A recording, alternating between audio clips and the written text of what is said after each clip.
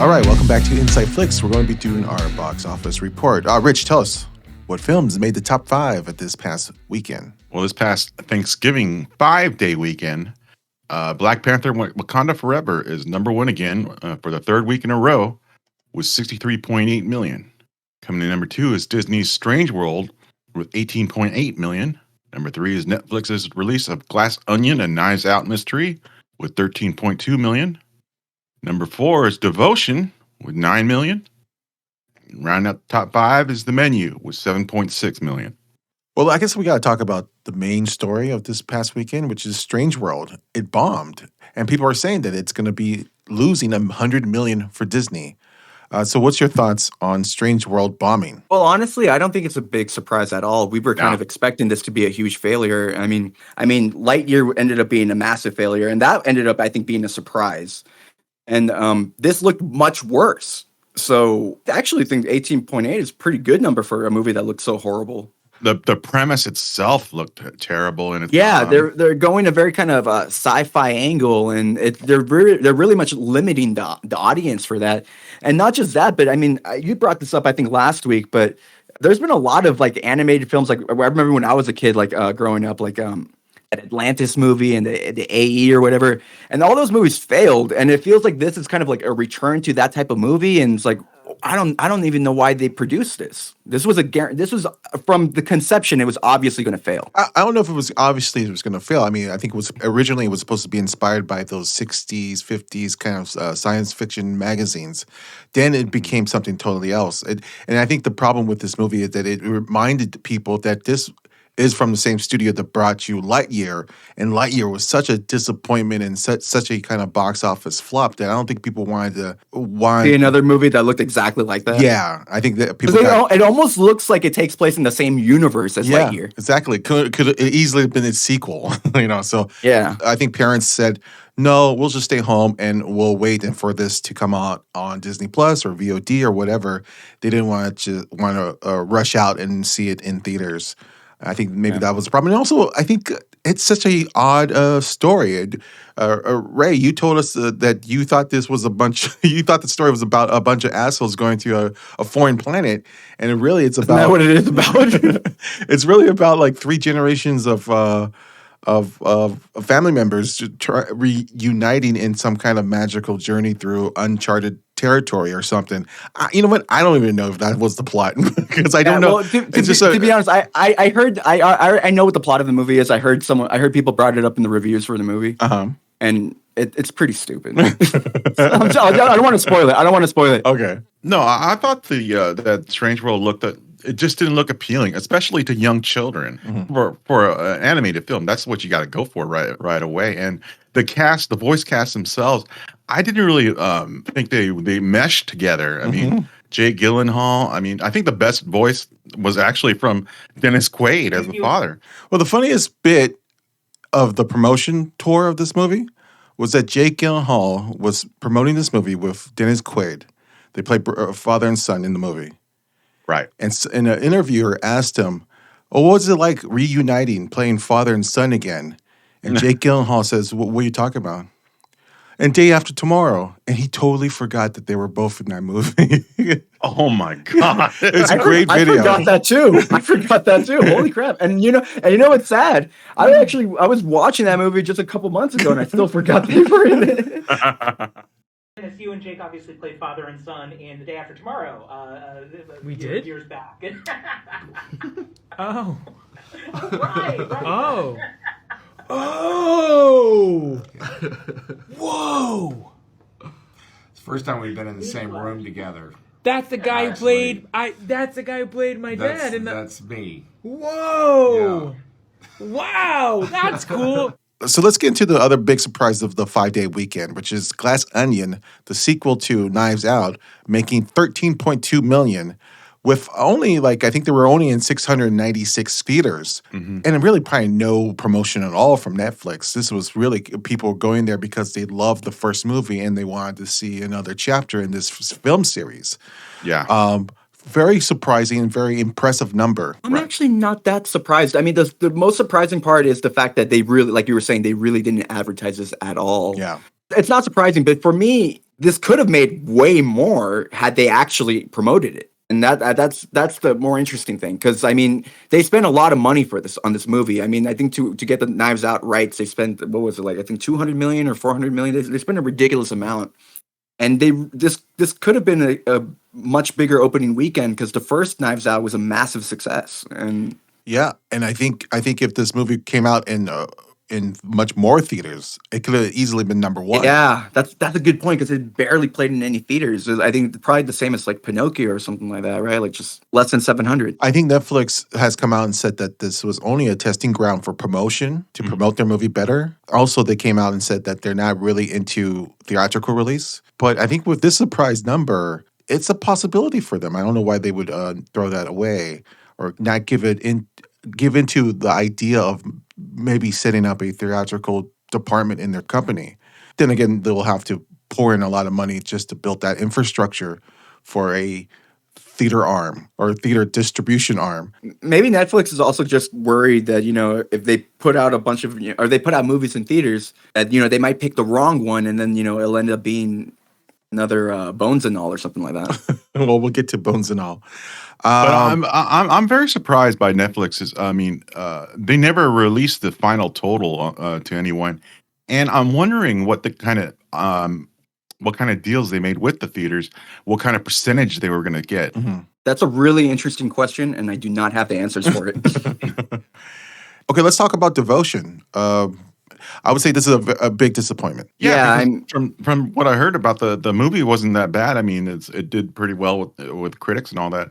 And Powell produced it himself, and Glenn Powell. I think that they've kind of failed with the promotional campaign for this, because they could have easily went around and. I mean, because I think that is an interesting idea that have Glenn Powell being the producer. He was the one who wanted Jonathan Majors to star in it. Mm-hmm. And everyone's saying he's the best part of the movie, Jonathan Majors. Yeah. Like I was saying last week, it really felt like they waited to the very last moment to promote the movie. But also at the same time, I feel like Devotion feels like the type of kind of, I don't know, epic movie that would have come out 10 years ago. Sure, and I don't think people wanted to see a movie like that, because we have a lot of movies like that. There's a lot of movies like that on Netflix, and nobody watches them. Let me ask you, Devotion, horrible title? All right. Really?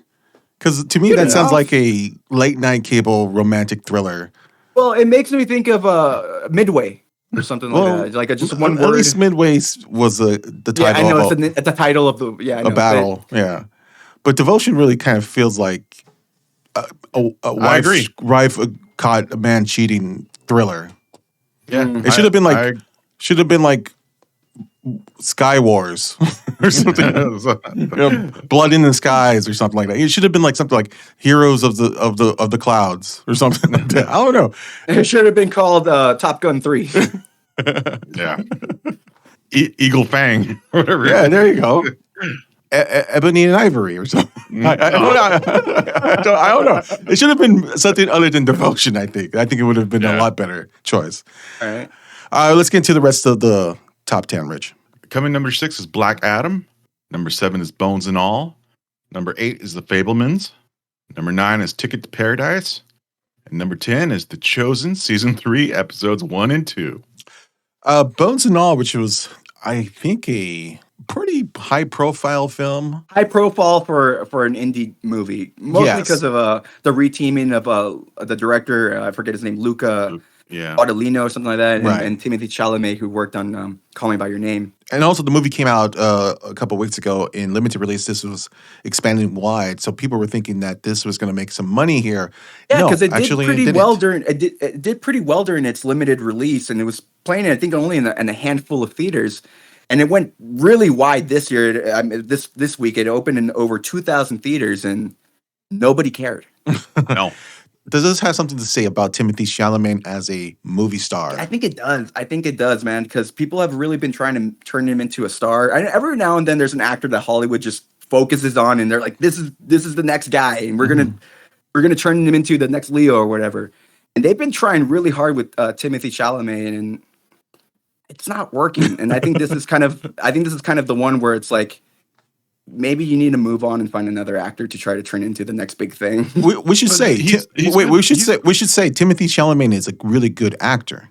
Yeah, very talented. But unfortunately, he's not a box office draw. He's not Tom Holland. Well, he's not Spider-Man. That's for sure. Well, I think the big test, like we were talking about this a couple days ago, but the big test for him is going to be Wonka. If Wonka's a failure, I don't think we're going to see him in a lot of roles anymore. He'll probably turn into a TV guy or maybe a rom-com guy or something like that. But I don't know. How about Dune Part 2? I mean, if Dune Part 2 becomes a big hit. If Wonka fails, I think it would be smart to recast him in Dune Part 2. Well, I mean, I think it's already done. I'm assuming it's done. no. Or Then what you production. could do is what they're going to do for the Flash movie and digitally put another actor's face on him. The film itself, bones and all, it just didn't click with the general audiences. I mean, it's not a traditional horror film. Mm-hmm. It's not your Natural Born Killers type of film. It looked more like what was that the Tilda Swinton movie where there were vampires with Lovers something. Only Lovers Alive or something. yeah, it looked more similar to that kind of thing. So And I think the comparison you made with that Tilda Swinton movie is pretty good. But for me, I was also kind of looking at this like it could have been like a more dark and violent Twilight, because it's like a horror romance type of thing. And I thought maybe they could have got romance and horror audience or whatever. Yeah, yeah. But I guess not. Let's get into The Fabelmans, Spielberg's personal movie that came out wide release this week. Well, not fully wide. It went to 638 theaters. It's like, But it only made about $3 million this 5-day weekend. mm-hmm. Yes, it was only in screens for 638 screens, but it's still bad. it's still pretty. Yeah, it's not Spielberg. I mean, Spielberg at one point in his career, he was the box office champ. Like He was the king. He was the king. I don't know. What's your thoughts on why this movie is not connecting with For me, audiences? 100%. This is just my take. I think people have just been getting tired of seeing so many disappointing movies, right, one after another by Steven Spielberg. Oh, This past decade was mostly disappointing movies from him, and even the movies that he did that were good, I mean, they weren't that good. Well, compared to his earlier work. Yeah, but also like, I mean, I'm sorry, a lot of his like more kind of like prestigious dramas that he's been making, I thought were disappointing. I did not like West Side Story. I did not like. Well, I didn't hate it, but I was very disappointed by The Post, and I was also disappointed by Lincoln. And I don't think a lot of audiences have been as glowing for these movies as the critics were. I think a lot of them probably felt the way I did, and. You watch a full decade of movies like that one after another. I think it just kind of, maybe I'll watch the next one on streaming. well, unlike you, I enjoyed the acting pieces in Lincoln, and I really enjoyed The Post. But The Fabelmans, I think it's that family dynamic thing that their audiences they don't want to pay to see that anymore. I don't think that's true.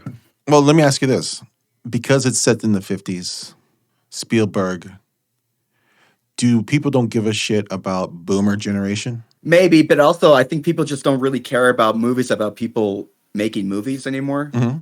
I think it's a lot of these things kind of all combining. The only exception to the rule about the success of movies about movies is probably Once Upon a Time in Hollywood. That was a huge success, but everything else I think has pretty much failed. Yeah, I think as movie theaters have been dominated by a younger generation, and the younger generation having this kind of rejection of boomer culture. And Spielberg is part of that boomer culture. And also, I would say Gen X culture, too. I think if you look at some of the Oscar hopefuls, they're kind of like Tar or Triangle of Sadness, or even the Banshees of Inisherin. That's kind of has a Gen X kind of feel to it. And those movies are not doing great. No. As the theaters are getting more dominated by young audiences, 20 and younger, they really don't really care about the boomers or the Gen Xers and all that kind of stuff. They want movies that reflect their generation. To make matters worse, it doesn't even seem like the boomers are even going to the theaters anymore. Yeah, devotion fans. Yes. I mean, it's sad. It's sad to see all of these kind of movies that would, usually be Oscar hopefuls, failing so badly at the box office. It's like one of my favorite movies of the year so far is Banshees of Inisherin, but I mean, the movie's a complete failure. But at the same time, I gotta admit, I really love that Terrifier 2 made more than all of these movies.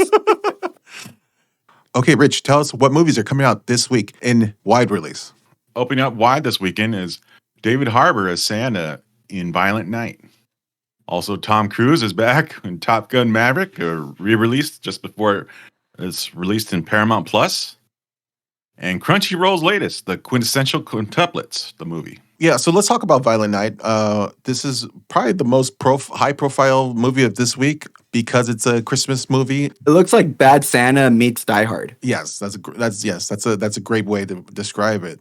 Do you think this movie's going to do any good though? I hope it does better than his Hellboy.